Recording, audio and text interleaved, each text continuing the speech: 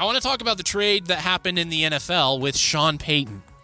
So the New Orleans Saints did finally agree to send Sean Payton to a different team.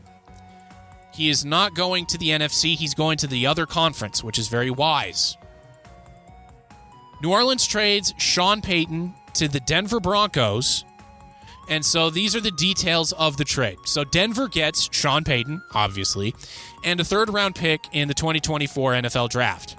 New Orleans gets the Broncos' first-round pick this year, number 30, that they got from the San Francisco 49ers when the 49ers traded up for Trey Lance, and a 2024 second-round pick.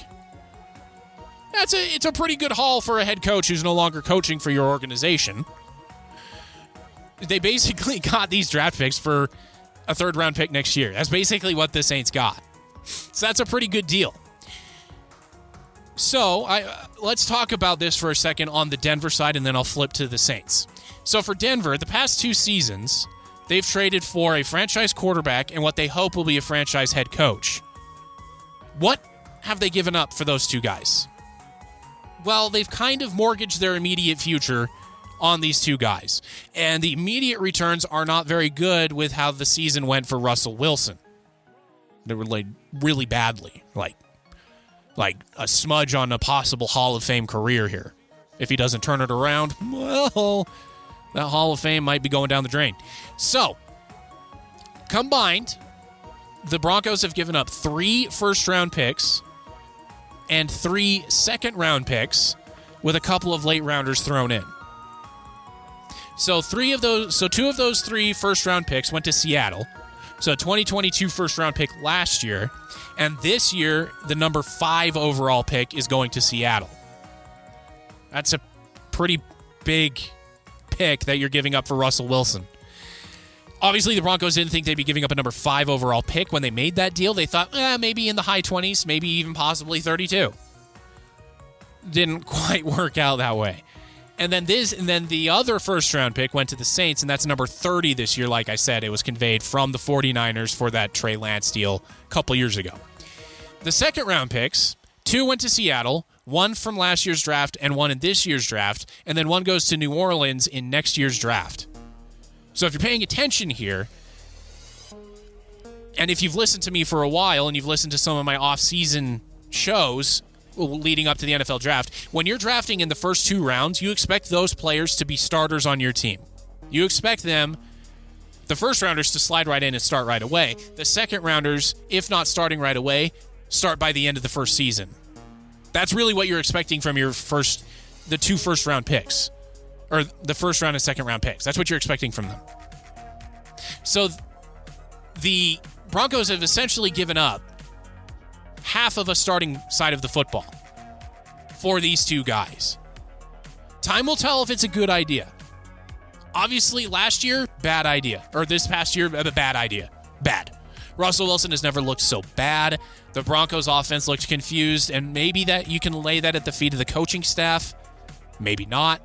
This next season is basically, for me, a make or break as to whether this trade was the Seahawks getting away with a Herschel Walker-esque deal that the Cowboys got from the Vikings.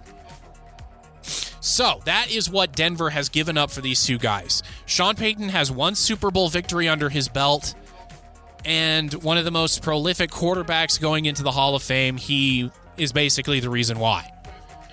So the Broncos are banking on the fact that he can get Russell Wilson back to MVP-type form while also somehow unseating Andy Reid and Patrick Mahomes atop the AFC West. Good luck with that. Now, for the Saints, they essentially got a first-rounder and a second-rounder next year for nothing. Sean Payton was never going to coach for the Saints again. And Sean Payton wanted to start coaching again. So, Sean Payton forced the issue. He said, I want to coach this team. And so the Saints said, all right, we'll contact them and get some compensation, because Sean Payton was still under contract with the Saints. So the Saints made out like bandits here, getting a first-round pick, which, like I said, remember, it's a starter, and a second-round pick next year, which, again, is a starter. They got 2 potential great picks for a guy that was never going to work for them. So kudos to the Saints for doing that. We'll see what happens with it because they're kind of in salary cap. I don't want to say the HE double toothpicks, but HE double toothpicks because of the deals they made trying to win towards the end of Drew Brees' career. They're starting to get out from under those deals, but you still have the massive contract to Taysom Hill, and then you have who knows what's going on at the quarterback position. Clearly, they don't like Jameis Winston, even though I thought Jameis Winston was fine. And they preferred Andy Dalton. I don't know. With the Saints, I don't know. Maybe they will use the draft capital they got from this and trade up to get a quarterback. Maybe not. We'll see. But the winner of this trade, I think, is the Saints. Unless Sean Payton wins a Super Bowl in Denver, the Saints have won this hands down because they got something for nothing. They got a first rounder and a second rounder for essentially a third round pick. Unless Sean Payton wins the Super Bowl in Denver. That's a pretty high bar to clear. Even considering you're in the same division, not even conference, but division. So in your division, you're against Patrick Mahomes and Andy Reid, and you're against Justin Herbert and Kellen Moore, who was just hired as the offensive coordinator for the Los Angeles Chargers. That's in your division. Sure, you got the Raiders in that mess, but whatever. And then in the conference, you have Josh Allen and you have Joe Burrow. Holy smokes. Good luck in the AFC over the next, 5 to 8 years. Wowee.